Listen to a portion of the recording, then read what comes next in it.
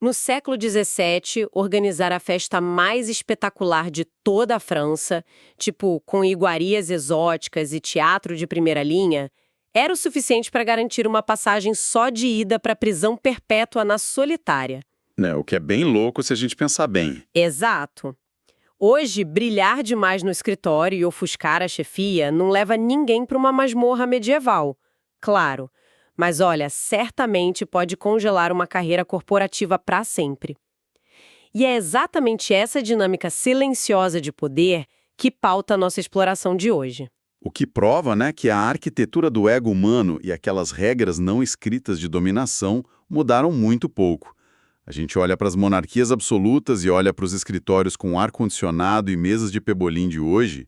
A essência é a mesma. Totalmente a mesma. O cenário muda, mas as táticas de sobrevivência continuam surpreendentemente iguais. Certo, vamos desempacotar isso, porque o nosso mergulho profundo de hoje gira em torno de um material incrivelmente divisivo. Aham, bem divisivo. A nossa missão aqui é analisar um conjunto super rico de fontes para descobrir como é possível, de fato, aplicar a inteligência política no ambiente de trabalho moderno, sem no processo perder a própria integridade.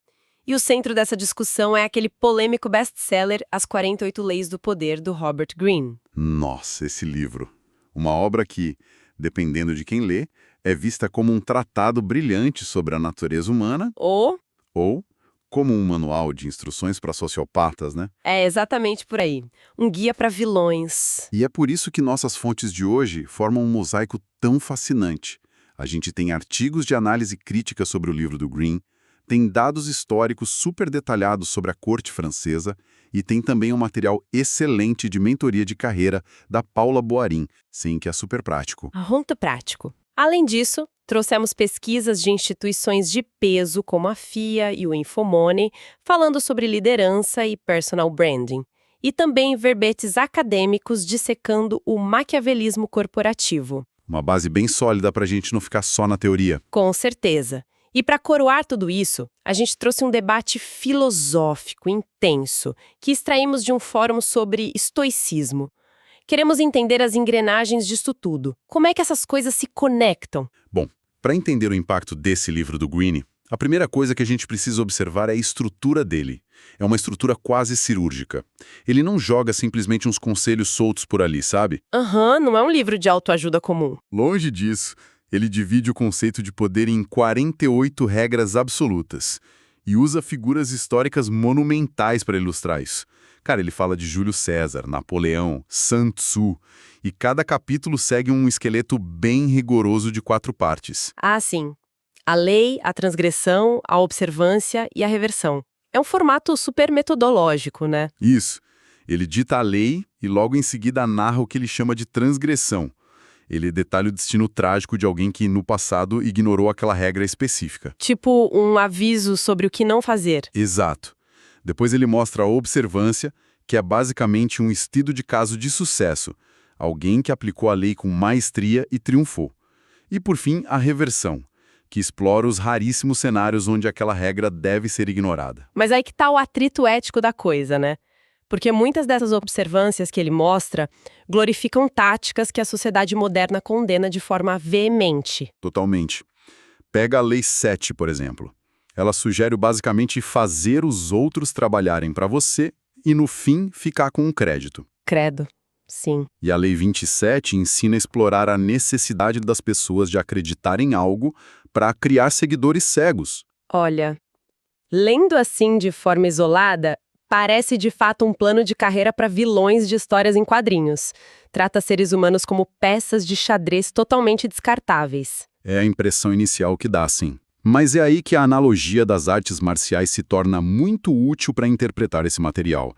Porque pensa bem, quando um aluno entra em um tatame para aprender jiu-jitsu, a intenção primária não é sair na rua quebrando o braço de pedestres inocentes. Pelo menos não deveria ser. Não deveria.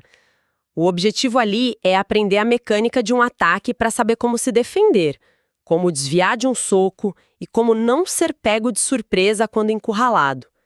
Ler o Greene com a intenção de aplicar manipulação ativa é abraçar o maquiavelismo puro, mas a leitura muda totalmente de figura se a intenção for mapear ameaças. O que é fascinante aqui é que o ambiente corporativo atual exige muita percepção social. Autores de inteligência emocional, tipo Daniel Goleman, que inclusive aparecem nas nossas análises, provam que a empatia é essencial para uma liderança autêntica. Com certeza, a empatia é a base. Só que tem um porém. A empatia cega para a maldade alheia é apenas ingenuidade. E o que o Green oferece é um vocabulário extremamente cru para reconhecer táticas de predação no escritório. É tirar a venda dos olhos, né? Isso. Entender essas dinâmicas não obriga um profissional a ser cruel. Mas olha, isso equipa a pessoa para identificar a insegurança e a vaidade alheia antes que ela se transforme em um ataque direto. E por falar em vaidade como uma força destrutiva, a gente precisa entrar na lei número 1. Não ofusque o brilho do mestre. A história do Nicolas Fouquet, que eu mencionei bem no comecinho, ilustra perfeitamente a mecânica desse perigo. É um exemplo clássico. Para contextualizar, o Fouquet era um ministro das Finanças da França em 1661. Ele era um homem intelectual, um grande patrono das artes, e ele acreditava que o próprio talento o levaria tranquilamente ao cargo de primeiro-ministro. O que foi um erro de cálculo trágico da parte dele. Ele não entendeu quem realmente detinha o monopólio do ego naquela corte. Pois é, o jovem rei Luís XIV, o famoso Rei Sol, já tinha planos de concentrar o poder todo para si, mas o Fouquet não leu a sala. Para bajular o rei e demonstrar seu próprio valor e bom gosto, ele inaugurou seu castelo recém-construído, o Vaux-le-Vicomte, com uma festa simplesmente colossal. E os detalhes dessa festa nas fontes históricas são absurdos, né? Nossa, demais! As fontes descrevem banquetes com pratos orientais inéditos na Europa, tinha uma peça de teatro escrita pelo próprio Molière só para ocasião e muita queima de fogos. O Fouquet com certeza pensou, bom, vou mostrar ao rei o quão indispensável e brilhante eu sou. Só que o tiro saiu pela culatra. Muito. O rei, na verdade, sentiu o próprio orgulho ser pisoteado. Imagina, ele viu um súbito exibindo mais riqueza e sofisticação que a própria coroa. E o desfecho dessa história, cara, é brutal. O Fouquet foi preso no dia seguinte à festa e passou os últimos 20 anos da vida dele em confinamento solitário. 20 anos na solitária por dar uma festa boa demais. É bizarro. E para adicionar sal à ferida, o Luís XIV contratou exatamente os mesmos arquitetos e paisagistas daquela festa para construir o Palácio de Versalhes. A lição do Green aí é claríssima. Ofuscar o ego de quem está acima na hierarquia desperta ressentimento e medo, não admiração. Trazendo isso para a realidade atual das empresas, as dinâmicas são muito parecidas. Só que o confinamento solitário vira tipo a estagnação completa de uma carreira. Exatamente, você vai para a geladeira da empresa. O material da mentora de carreira Paula Boarin e os dados do Infomoney que nós analisamos detalham muito bem como esse Luís XIV moderno opera. Estamos falando do chefe com fortes traços narcisistas. Aquele gestor que precisa ser admirado o tempo todo, que diz que é hard worker, mas nunca assume os próprios erros, e exige lealdade irrestrita. Isso, e eles travam propositalmente o pipeline de liderança da empresa. E a mecânica desse travamento é perversa demais, porque o chefe inseguro vê um subordinado altamente competente não como um trunfo incrível para a equipe, ele vê como uma ameaça à própria posição dele. É um radar de insegurança apitando o tempo todo. Aí, para evitar que esse subordinado ganhe visibilidade e talvez até roube a cadeira dele, o gestor deixa de delegar projetos de alto impacto. Ele bloqueia o acesso desse profissional a outros diretores da empresa e, o pior, absorve o crédito das entregas da equipe para ele mesmo. Eu fiquei chocada com um dado específico da mentoria. As métricas indicam uma realidade onde um subordinado chega a gastar 60% do seu tempo de trabalho apenas para gerenciar as inseguranças do chefe e polir a imagem dele. 60% é muito tempo. Sobra só 40% do tempo para o próprio trabalho e desenvolvimento real da pessoa. É exaustivo. É um dreno de energia. E aqui é onde a coisa fica realmente interessante. Porque se a gente olhar para as diretrizes da FIA sobre personal branding, a gente vê um conselho que parece completamente oposto a isso tudo. Sim, a fonte cita aquela frase famosa do Jeff Bezos. Sua marca pessoal é o que dizem sobre você quando não está na sala. O mercado dita o tempo todo que os profissionais devem mostrar resultados, construir autoridade técnica e serem supervisíveis. Exato. O tempo todo ouvimos sobre visibilidade. Lei 1 do Green manda esconder os talentos para não despertar a fúria e a inveja de um gestor inseguro. Como é que um profissional constrói uma marca forte para ser promovido? Como ele cresce sem se anular a ponto de virar só uma sombra do chefe? Essa é a grande questão. E a saída desse paradoxo exige o que a gente pode chamar de sofisticação tática. Uma espécie de iluminação indireta, sabe? Como assim iluminação indireta? A verdadeira aplicação da Lei 1, no nosso contexto de carreira, não é sobre abraçar a mediocridade e não fazer nada. É sobre gerenciar ativamente como a sua excelência é percebida pelo outro. Ah, entendi. É um jogo de percepção. Taticamente, isso significa garantir que as suas boas ideias nunca peguem o gestor de surpresa. Significa dar a ele todo o contexto antes daquelas reuniões grandes com a diretoria, para que ele sempre se sinta no controle da situação. Nunca corrigir ele em público, por exemplo. Jamais. E ao apresentar uma inovação que chama a atenção da alta gestão, o profissional astuto incede o próprio brilho em doses bem seguras. Parecendo até meio inocente, sabe? Talvez ele deu crédito da concepção inicial da ideia a um direcionamento genérico que o próprio chefe deu meses antes. Constrói-se a autoridade com os pares e clientes de forma mais orgânica no dia a dia, enquanto mantém aquela postura pública de deferência à hierarquia. Exatamente isso. Aparentar modéstia enquanto se executa um plano de crescimento incrivelmente calculado. Sem bater de frente. E essa frieza nos leva diretamente à análise acadêmica sobre a tríade obscura da psicologia no trabalho. Porque isso explica o comportamento de líderes que vão bem além da simples insegurança e entram no território da malícia ativa mesmo. A literatura de psicologia organizacional define a tríade obscura através de 3 componentes, né? O narcisismo, que é marcado por essa necessidade patológica de grandiosidade e aplauso constante. Certo. A psicopatia, que se caracteriza pela total ausência de empatia ou de remorso pelas próprias ações.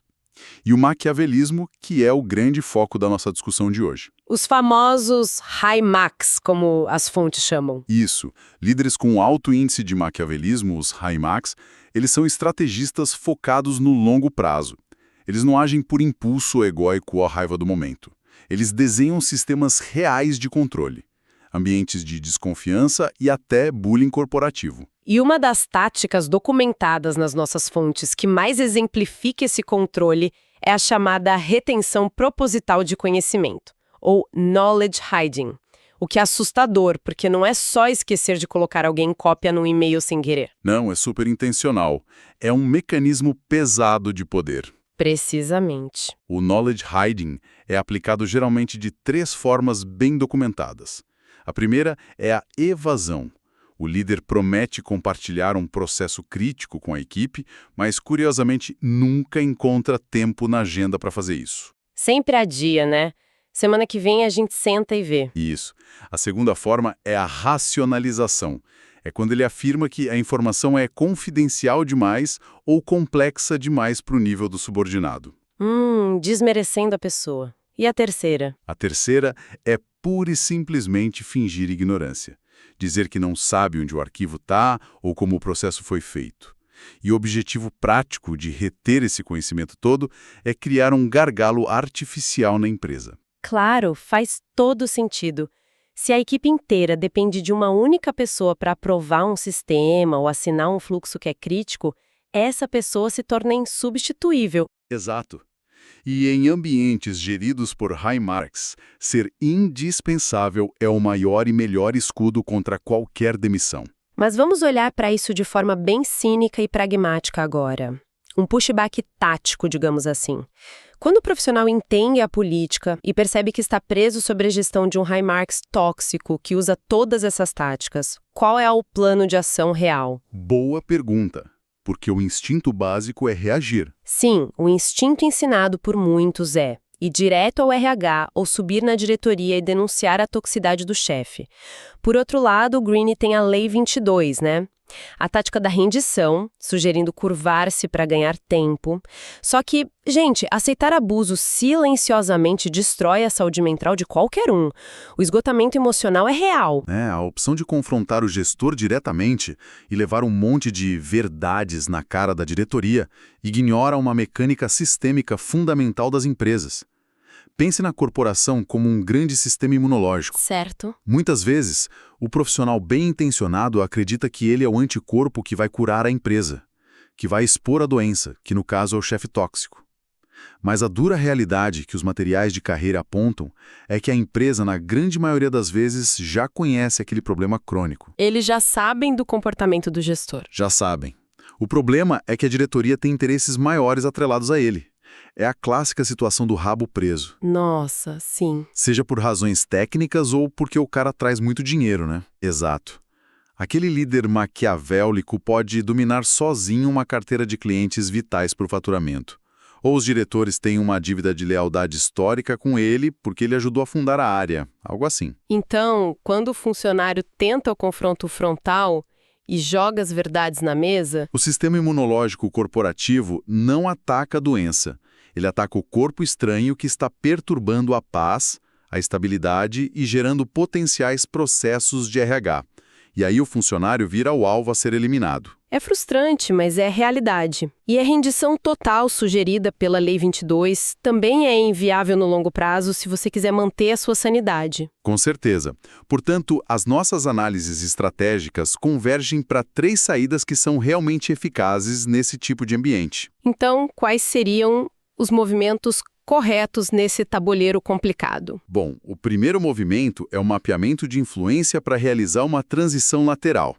O profissional vai migrando silenciosamente para outro setor da mesma empresa.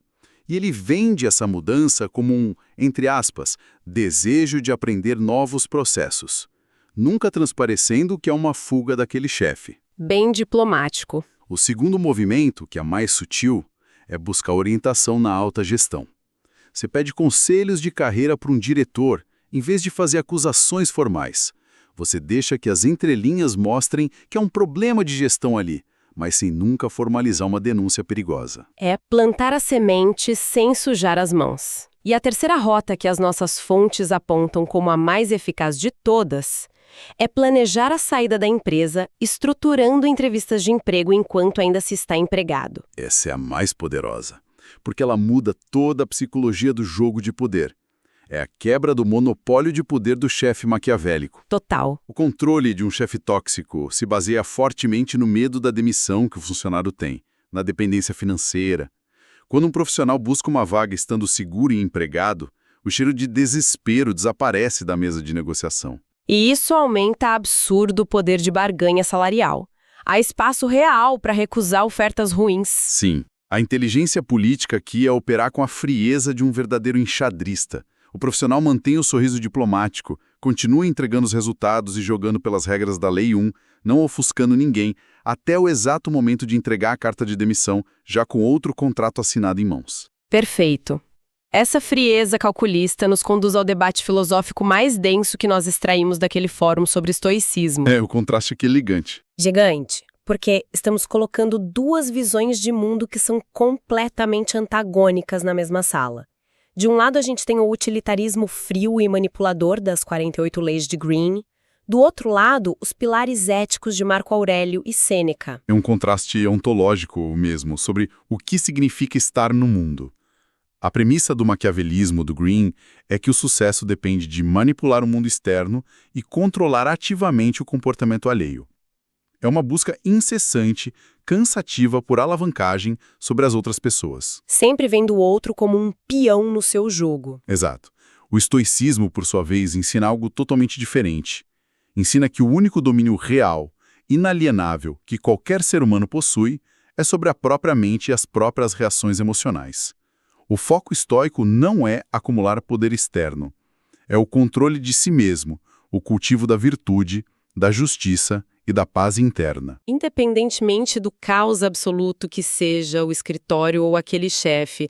Então, o que tudo isso significa na prática? Pega a Leitise 15, de Greene, por exemplo. Aniquile totalmente o inimigo.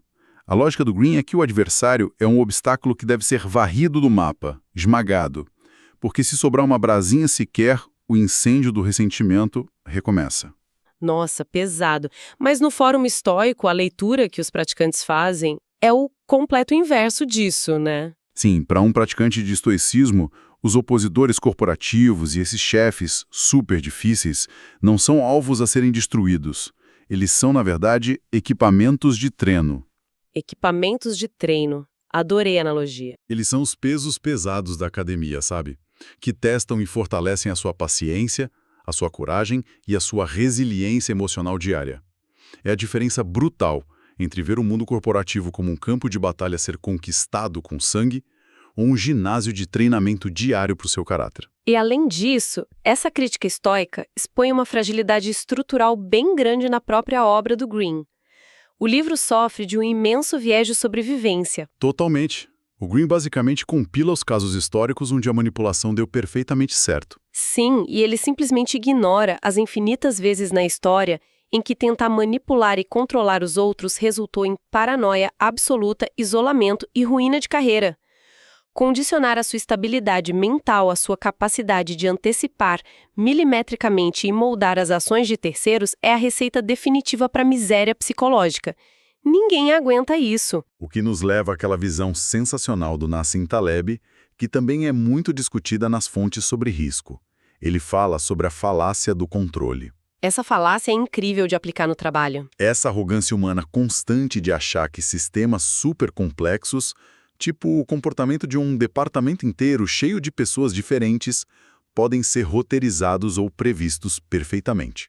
A ilusão de que aplicar o passo 3 da lei de número 14 vai forçar magicamente um colega a reagir como uma máquina de refrigerante, entregando a latinha certa que você pediu. Isso é pura ficção. As reações humanas são caóticas, são imprevisíveis. O livro não é, e não pode ser de jeito nenhum, um manual de instruções infalível para a vida. Ele funciona muito melhor como, sei lá, um mapa topográfico das falhas da natureza humana e da política. Um mapa que mostra onde estão as minas terrestres e os abismos desse escritório. Isso permite que o viajante simplesmente desvie deles. Mantendo a bússola moral intacta, não significa que ele deva construir a casa dele ali na beira do abismo. Exatamente. Se proteger sem se corromper. Agora eu preciso fazer o papel de advogado do diabo aqui rapidinho. Quero introduzir a perspectiva da Brené Brown, que surgiu bastante nas nossas análises complementares. O Green prega o ocultamento implacável das intenções. Confie em poucos, esconda tudo.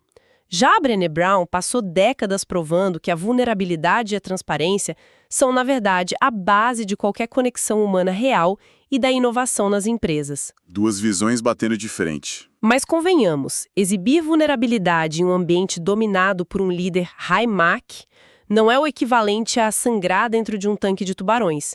Isso não seria, tipo, suicídio profissional puro? Ora, esse é o atrito central de qualquer inteligência política moderna hoje em dia. E sim, a vulnerabilidade incondicional aberta a todos, num ambiente comprovadamente tóxico, é extremamente perigosa. Onde as nossas fontes chegam é na necessidade de uma síntese madura. O verdadeiro poder hoje exige o que a gente pode chamar de vulnerabilidade seletiva. Ah, vulnerabilidade seletiva. Faz sentido. O profissional inteligente usa o mapa tático do Green só para identificar o terreno. Ele reconhece os predadores, protege a própria retaguarda, evita dar qualquer munição aos maquiavélicos e aplica a Lei 1 para não ofuscar egos que são muito frágeis. Ele cria uma barreira de contenção primeiro. Isso.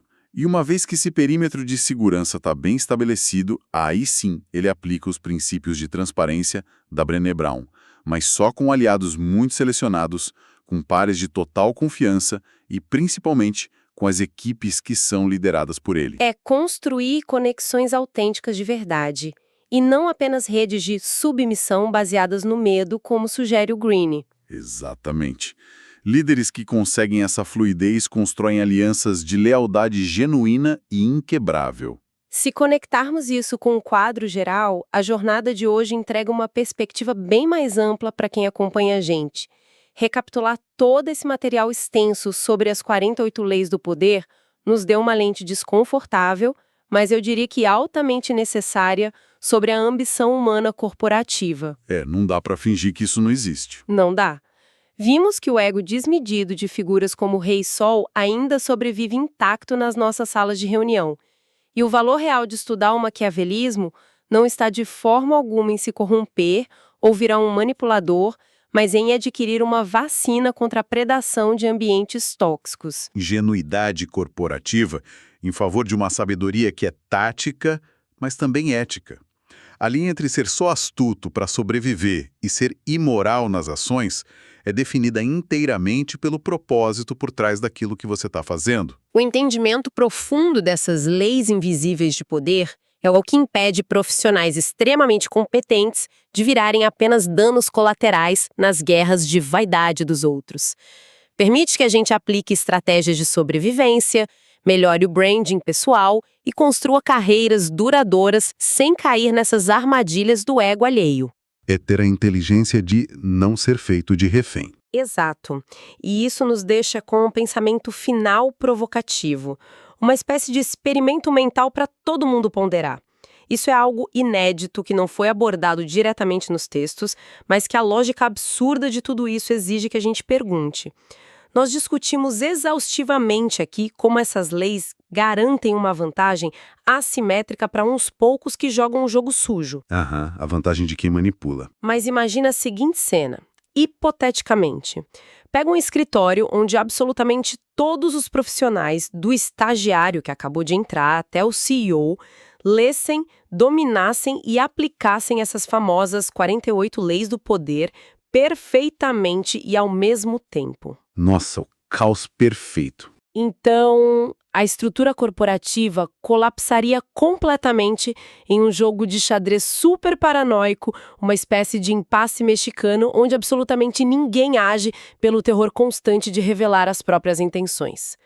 Ou, será que essa completa transparência sobre o cinismo do jogo anularia todas as vantagens manipuladoras, criando, ironicamente, um ambiente de profundo e inquebrável respeito mútuo, onde a manipulação, por ser conhecida por todos, se torna totalmente impossível? Fica a reflexão.